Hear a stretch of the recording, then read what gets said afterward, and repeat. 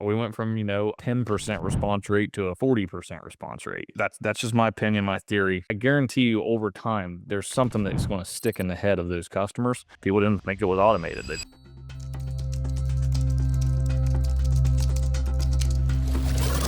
All right. Let's jump into some questions here. So for everyone joining us, this is Roofer2Roofer. So this is your opportunity to ask any question that you have about the roofing business. You have myself, CEO, co-founder of ProLine roofing software, and Scott here, who is the owner of Rainstoppers Roofing and SDR Consulting. So you got two sides of the roofing business here. And so we're here to answer y'all's questions. Anything you guys got. Try to stay away from it being about ProLine. We try to stick to the roofing business in general. So please direct your questions in that direction. But we're here to answer, give advice, work through anything you guys have. We have our own questions that we're going to start with first. That we already have queued up, but we would love to answer y'all's questions specifically. So if you guys have anything you want to ask us, please put it in the Q&A at the bottom or into the chat, and we will address that and answer those questions instead. All right. So we'll start. I see one question already here in the chat. So we will probably just start there, actually. That's good. Usually I don't get questions this early. But this is from someone that's just under the name iPhone. And the question is, I'm a startup. I'm starting my business in 2 weeks. Where is the best place to find sales reps? What's your thoughts on that, Scott? I think if you're a startup, in 2 weeks, you're the sales rep. So, You're looking. there's a lot of people that come into this business that, yeah, and this isn't always the right case for everybody. Like, I'm not saying this is one size fits all deal, but most of the time, you really need to be the sales rep on day one. You know, you need to learn all the do's and don'ts, and even if you've got a great sales, past, well, that's even better. So you're going to build a reputation in your community even faster, right? So, because you're going to sell jobs, but to just onboard sales reps with no brand, what's the likelihood that sales rep is going to be successful? It's slim to none, right? Like, this is a grind. You do have to go hustle to build awareness of your company, build a brand, get lead flow.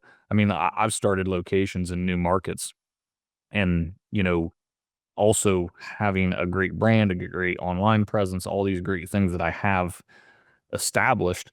When I go start a new location, it is not easy to find that sales rep new leads. Like, that is not an easy thing to do.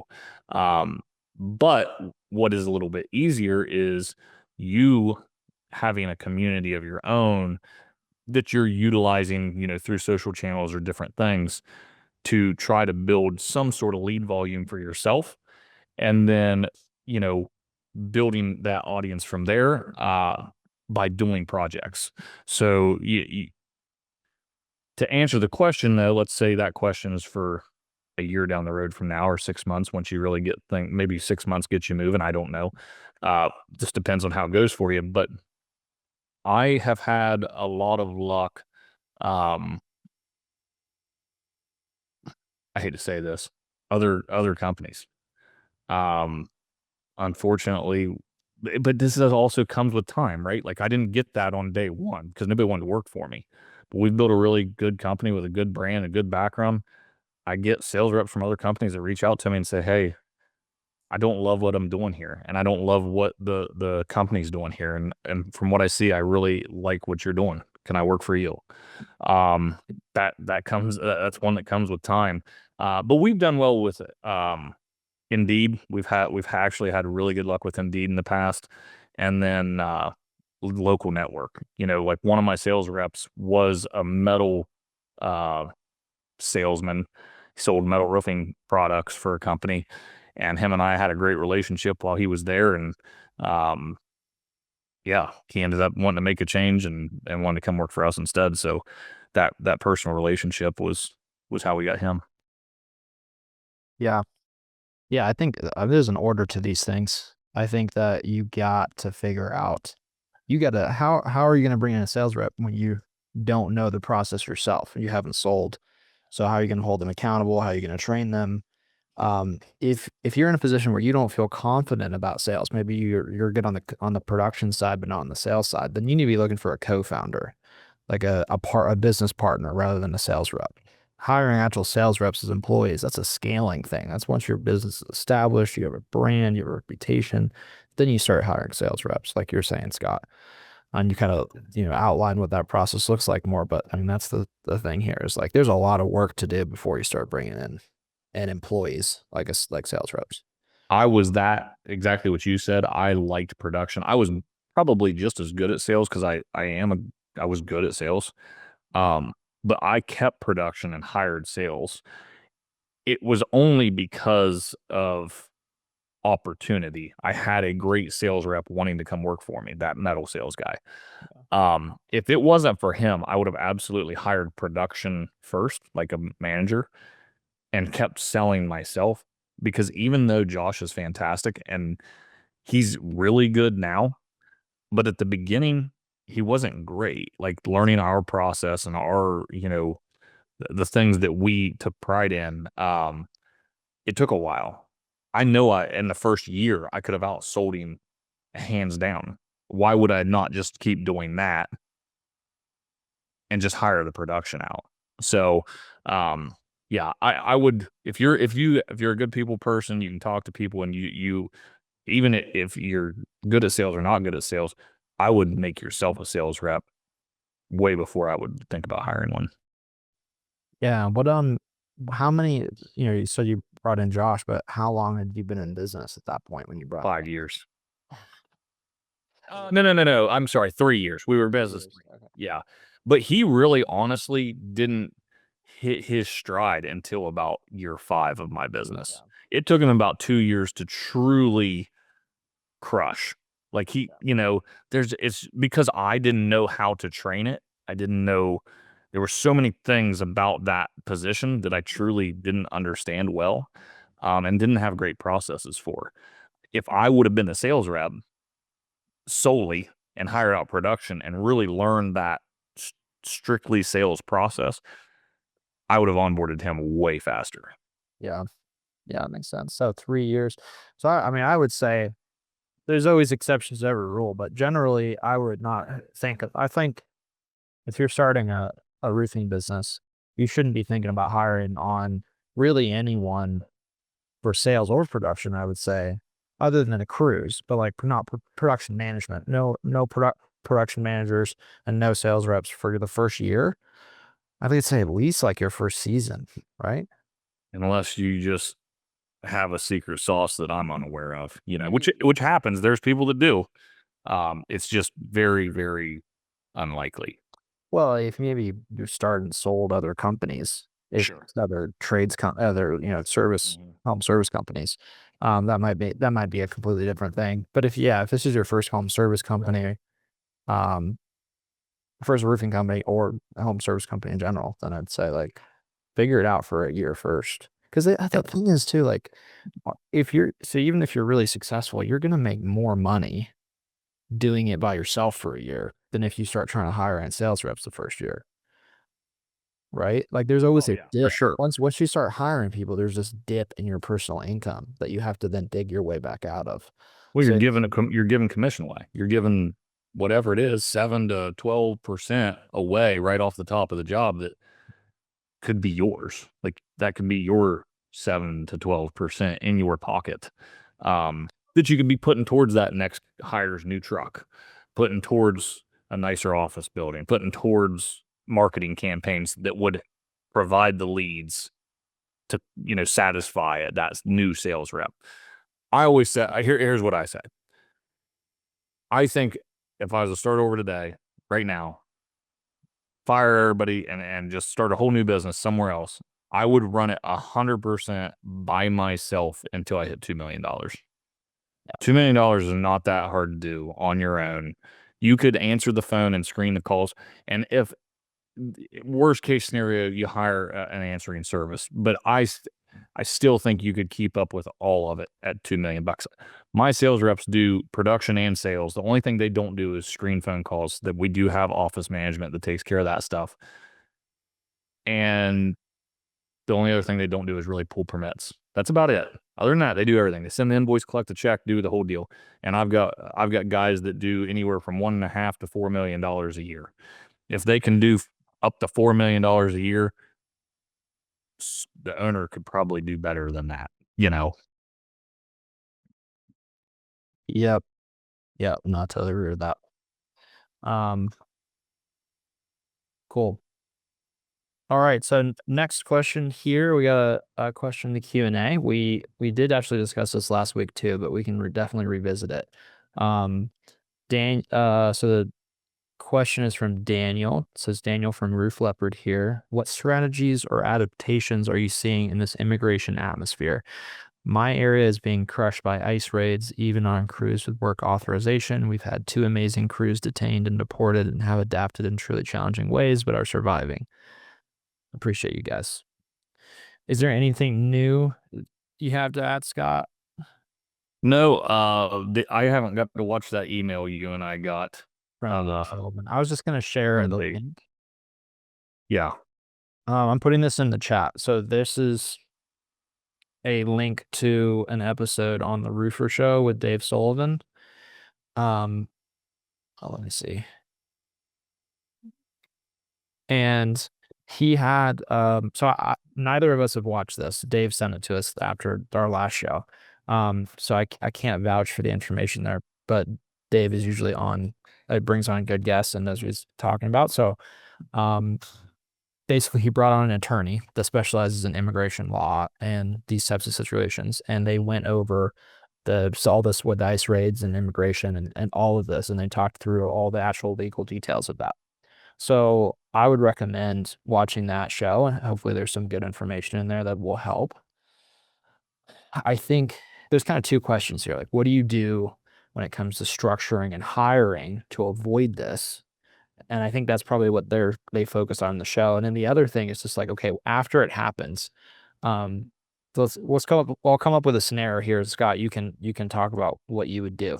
So scenario is you have a crew, you got them booked out for a week on jobs. They got a bunch of roofs to do, and they call you Monday morning, like the crew leader, and says, hey, 3/4 of my guys just got deported. Like, I showed up at our job site on Friday and everybody's gone. Like, we can't do these roofs. What are you doing? I'm getting on Facebook and looking for more crews real fast.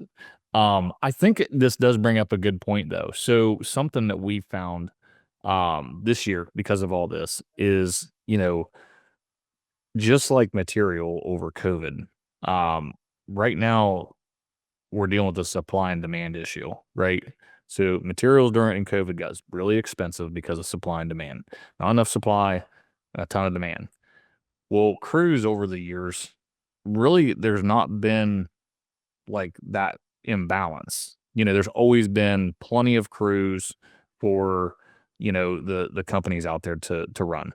Now we're seeing this tilt of the scale where there's not a whole lot of crews, but there's still a ton of demand for roofing crews.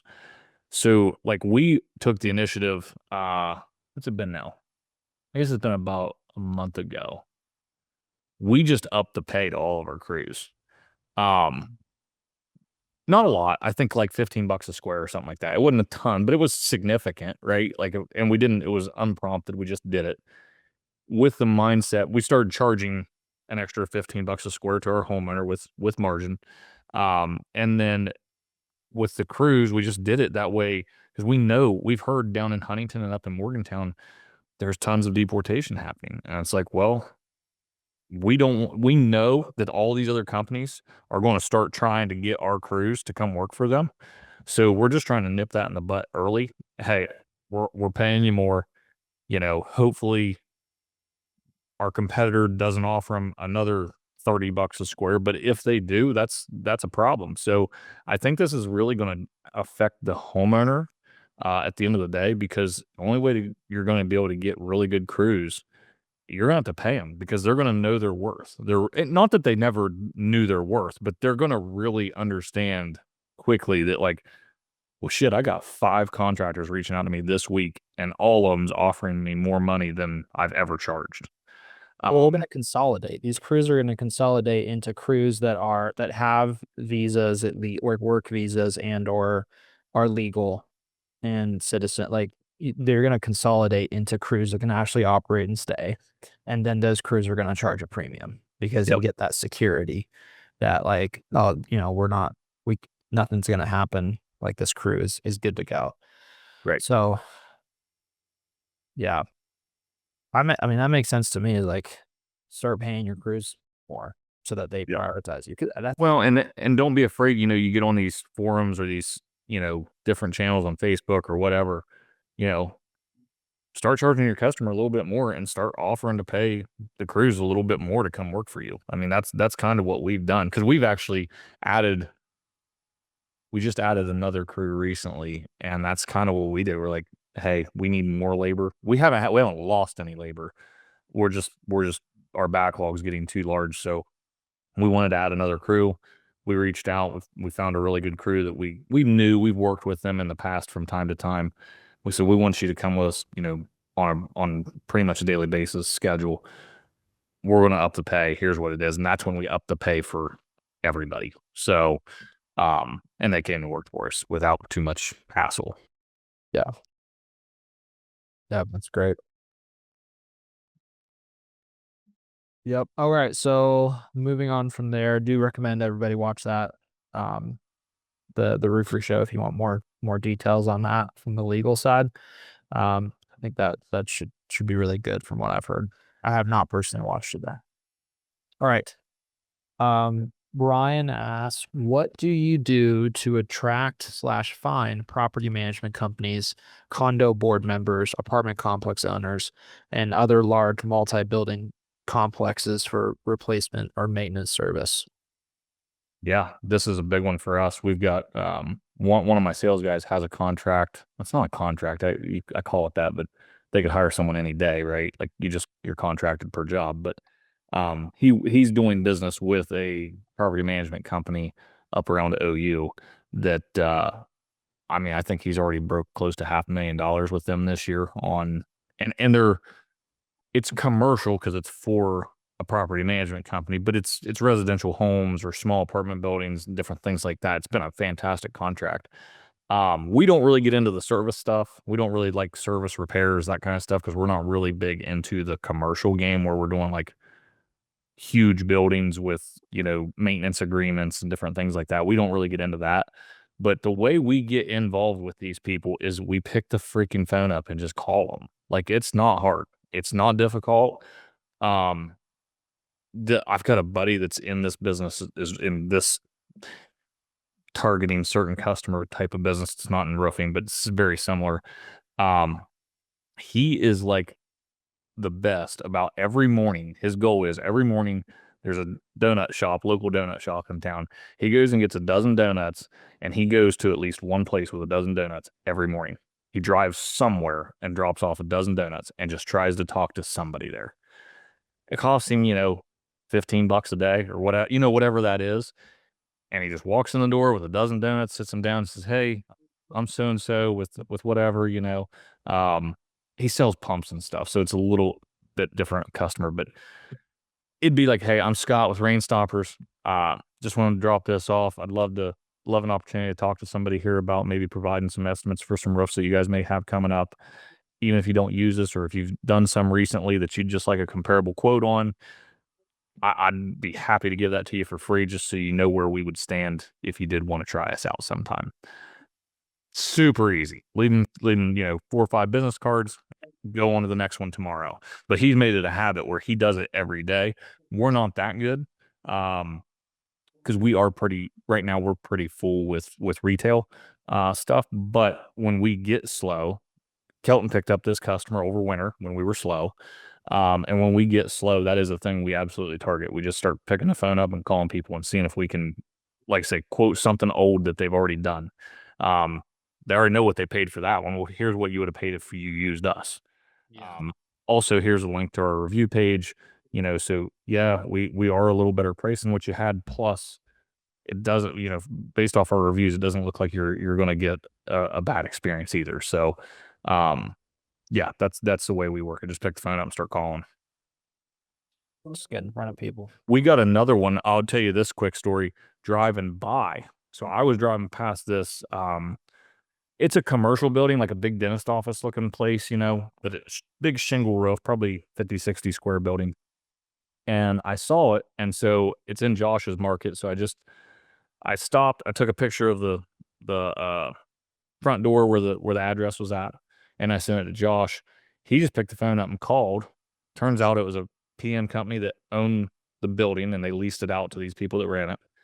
He goes to the PM company, says, "Hey, we're working right down the street. Notice the roof you got at this so and so address is starting to look in pretty shabby condition. Would you be interested in getting a quote on that?" And they said, "Well, funny enough, we're getting quotes on that building, and we're also getting quotes on 7 others this summer. Would you like to quote all of them?" You know, it's all about just trying. Like, it's not rocket science. You know, pay attention. Like, you're driving around and you see a building, especially commercial building, um, there's somebody that will answer the phone that manages that property or owns that property. Like, somebody will answer a phone call. So it's not hard to pick the phone up and just start dialing numbers. Yeah. Go to Google, apartment buildings near me, and there's going to be a list in the maps that come up, and there's phone numbers with all of them. You know, if they own one, they probably own 10. Yeah. Sometimes you just got to put the work in. It's about the time. It's about, yeah, just doing it, taking the steps to be seen, to get their attention. Yep. So, do you think there are inbound strategies that could work for that type of opportunity as well, or do you think it pretty much no matter how big of a company you are, it's pretty much going to require an outbound approach? Um, no, there's definitely inbound opportunity. I think it's just less. And the reason I think it's less is because those are the sought after customers. Like, there's one in my area, and I've been trying to do business with them, and I'm getting real freaking close. They own 28, or they manage 2,800 properties in my area. They're literally one of the only property management companies in the area, and they're monsters for where I live. And you think every roofer in the area hasn't, like, tried to, you know what I mean? Everybody wants to work for them, because if you can get in with them and you can solidify a great relationship, they're not calling anyone else. And 2,800 roofs, if a roof lasts 30 years, what's 2,800 divided by 30? Like, you know how many roofs you get from them a year on average? 2,800 divided by 30, that's 93.3. You get potentially average 93 projects a year from these people. Like, that's a huge piece of business. That's literally, like, actually for us, that's like, we're going to do about 1,200 roofs this year. So that's like a 12th of our business would come from one sole customer. That'd be fantastic. So yeah. Yeah. It's just inbound is a little tougher because everybody's wanting that business.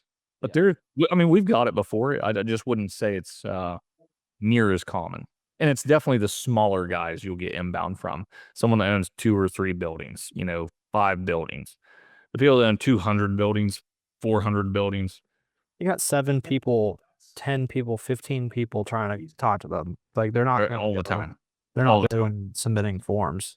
Yeah. They're going to select from this massive selection of people that are actively contacting them to get work. And it's all about a relationship. So the guy that walks in at 8 a.m. with a box of donuts once a week, every week for 2 months, they probably have tried to talk to this guy, or they've had some conversation with this guy. And when the other guy fails and screws up, they're like, "Damn, that dude with the donuts, he keeps chirping up my tree. Let's give him a shot." You know what I mean? Like, let's try him out. So I think the donut thing's a fantastic way to go, but we don't do it.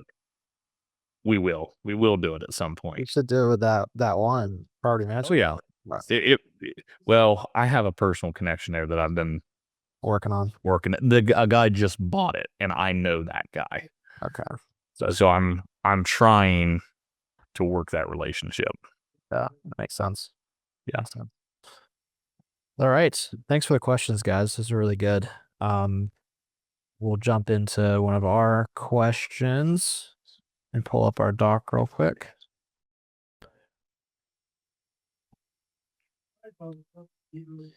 How should we be using customer testimonials and or reviews to win more jobs?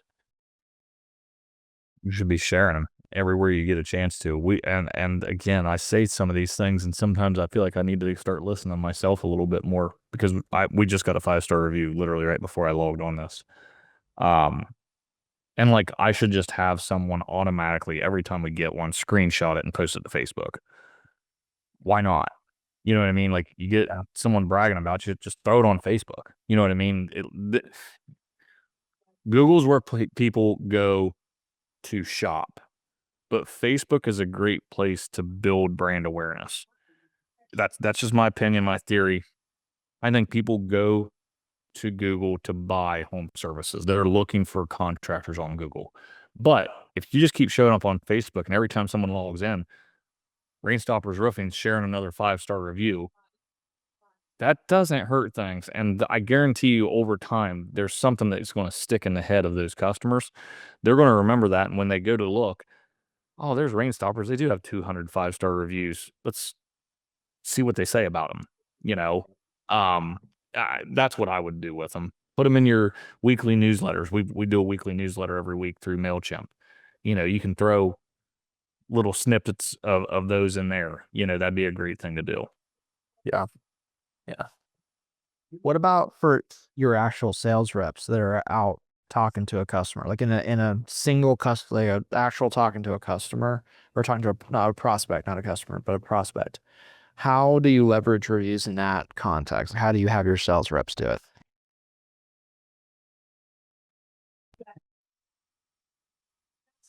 I mean, I've tried to lean on the fact that don't oversell and don't talk too much. So I don't want to say that I actually even promote them pushing that. Huh. Here's part of the reason in ProLine with some of our automated campaigns leading up to the appointment, we send them our Google review link. Oh, look. Anybody that cares about that stuff is they've already looked, right? So they already know. So I think one of the worst things sales reps can do is not shut up. Like they don't want to hear about you. They don't care about you. They don't want to hear about you. They want to know how you're going to fix their problem and if you can get it done within their budget. They also want to hear themselves, customers. You know, customers, they want you to listen to them complain and gripe a little bit and maybe complain about a bad experience with another contractor or complain about how this roof's been giving me a fit forever, but my husband won't fix it. And, you know, like that's what they don't want to hear about you brag about yourself for a half an hour. So we try to get all the little bragging stuff done through text and email automation before we ever go. Just like the GAF Master Elite stuff. It's in our quote. We don't really go out of our way to talk about it a ton. We do explain the warranty when we're sitting at the kitchen table going over pricing because it is an increased cost, an add-on price. So we explain the warranty, but we don't like go into the weeds about, oh, we're part of only 2% of America's contract, you know, whatever, all the crap that it takes to be Master Elite. We don't really get into that. Like it's in the quote. It was in one of their appointment reminders. Like, you know, there's some notes there. We've already bragged. We don't need to continue to brag. Yeah, no, that makes perfect sense. I like that. Using it in leading up to the appointment, in the like the warm up sequence. Yep. Leading up to the appointment. I think that's a smart move. Let's get it out of the way. All right, cool. Next question here. And if you guys have more questions for us, we would love to answer y'all's questions. So feel free to put this in the chat on the Q&A. But we'll answer ours here. You got one. How? Oh, we got a question. Right as I switched away. Okay, perfect. Ryan asks, is there a way to put the reviews in the ProLine proposal like it was a website? Yes, there is a way to do that in ProLine. You can use that. You can use um, an embed tag inside of a text page. And if you reach out to our support, they can walk you through doing that. We don't have it's not specifically for reviews. It can be used for lots of different things, but you can navigate to your reviews on Google My Business, go to that review area where it allows you to like select, the sorting and how many stars and stuff. So you can view that, take that page, take the link, and then put it into a quote so that it just loads it like someone was viewing your Google My Business reviews. It just loads that inside a page of your quote if you want to do that. Or you can, so if that's a little bit of a ballsy move, because what if you do that and then you just happen to get one negative review and then someone's opening your proposal and that's the review they see. Right. So that's a ballsy move. But so you might go the route of wanting to curate it, take some screenshots and put the screenshots in there.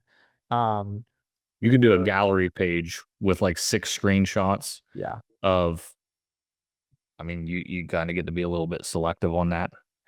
And you can view like in a single screenshot, usually you can view like 3 reviews, unless one's like super long, but you can get enough. All right. There's different approaches. I like the embed approach because you might even be able to get into the link where it's filtering to just show 5-star reviews potentially, or like sort like high to low. I'm not sure on that. That's kind of up to Google. But yeah, you can just embed it directly into a ProLine proposal, since we have the ability to embed external websites into our quotes. All right. Pulling this question from our list. How should I have my sales team use AI to help them sell more jobs? That's a good question. The only thing we really use it for in that department would be um generating like follow-up stuff. So like because um we have automated follow-up inside of ProLine obviously, but like maybe you've been following up with a customer for months, right? 6, 8 months, and you're just not getting any response. I know Zach, I believe Zach's used that, hit up ChatGPT. I've had a customer, I've been following up for 12 months. Not one time have they responded. Create a great follow up message to try to get some sort of reaction. He has one that's like this, what do you call it, GIF or GIF, whatever you want to call it. And it's this picture of this guy like reaching for the end zone of a football field, Yeah. and he's like this short, and he said, "Did we do something to come up short?" And or something like that. And it's like, but he will get responses on that when somebody won't respond for months because they're like, or he has another one that says something about, "Did you give up on me or did I do something wrong?" Like those weird things, and it does get responses, but I think you use ChatGPT to usually curate those. Yeah. Yeah, that makes sense. We're gonna have more AI stuff in ProLine around sales follow up here soon. And like we're gonna be building AI more into our automations, but we don't yet have anything I can point to other than our automations, which have a little bit of AI in them. But um, yeah, that makes sense. I think just being able to use it to craft messages as Yeah. needed. Just make sure before you send it, you pull out those little bars that just give Yeah. ChatGPT away. I just love Yeah. putting those dashes in there, M dashes.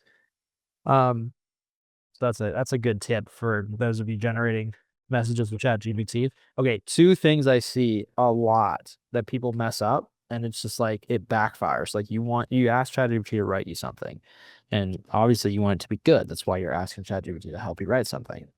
And there's 2 things that cause it to backfire. One is the M dashes, which now most people recognize that if there's a lot of M dashes in something, it was generated by ChatGPT or another AI. So it's like the easiest way. So it's really easy. You just do a find and replace, and then replace all those with commas. Um, and if you're on your phone, you can just do it manually. It takes a few seconds, and then it immediately makes it a lot less recognizable as the ChatGPT output. The other thing that I see a good bit is people will generate a message and they'll copy it. Is there's just that little convenient copy button at the bottom of the ChatGPT message, and they'll paste it without proofreading it. And the message will start with, "Here is your rewritten message. I hope this works for you, dot, dot." And then it has the generated response, and they'll send that to people or post it on social media. And it's like, that's backfiring. Like that's worse than if you had written something yourself.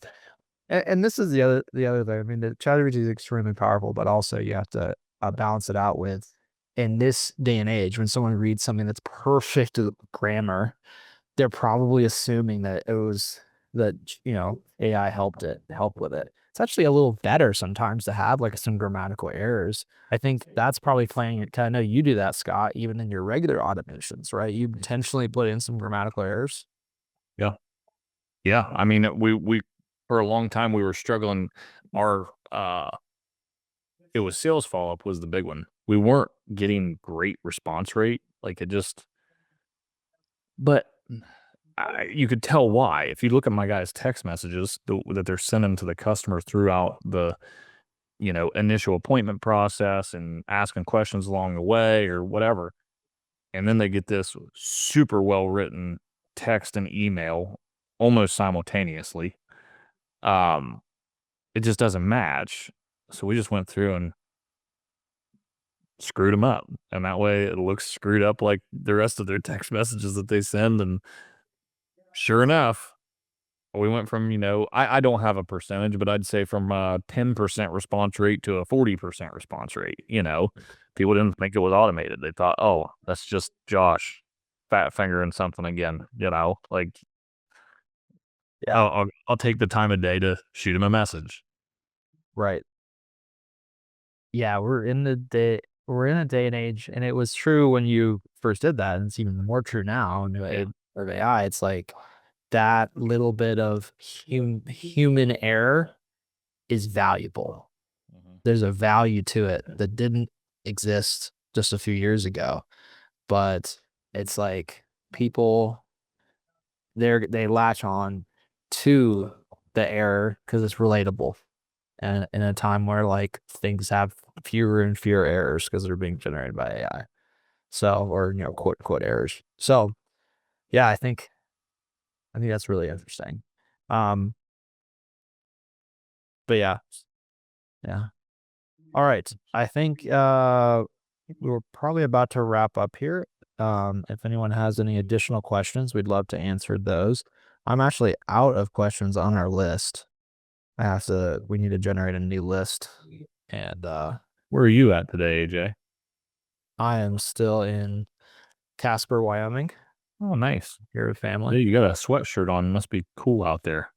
It is actually a little cool today. It's like in the high, it probably got up in the 70s right now. It was this morning when I walked out, it was like 68 though. Nice. It's a really nice day. So, so yeah, I just wore this sweatshirt. It's just comfortable, but yeah, it's good. Been really getting a lot of focused work done. It's a little quieter out here than Atlanta. I'd say a lot quieter. Yeah, there's a little less going on. It's great. Yeah, that's really great. So cool. Well, what's we're I know you're not coming to Win the Storm, right, Scott? I'm not. Ah, bummer. I But will are you? be at RoofCon. You will be at RoofCon, and then with the top rep that's in Atlanta, are you gonna make it to that? No, because you said it was after uh when the storm. It's a week before. Oh, I got it backwards. Yep. Oh yes. So Oh, you're right. It's a week before. I was going to, but the week I can't do the week before. I could do the week after. Yeah. Well, I guess some of you guys that are joining, thanks for joining today, and I might see you here in a couple weeks. I won't be at Top Rep personally, but our team will be, and then I'll be at Win the Storm. So I'm sure I'll see some of you guys there. And yeah, so we'll wrap it up there. Thanks for joining, Scott. Yep. You guys have a good day. All right. Later, guys.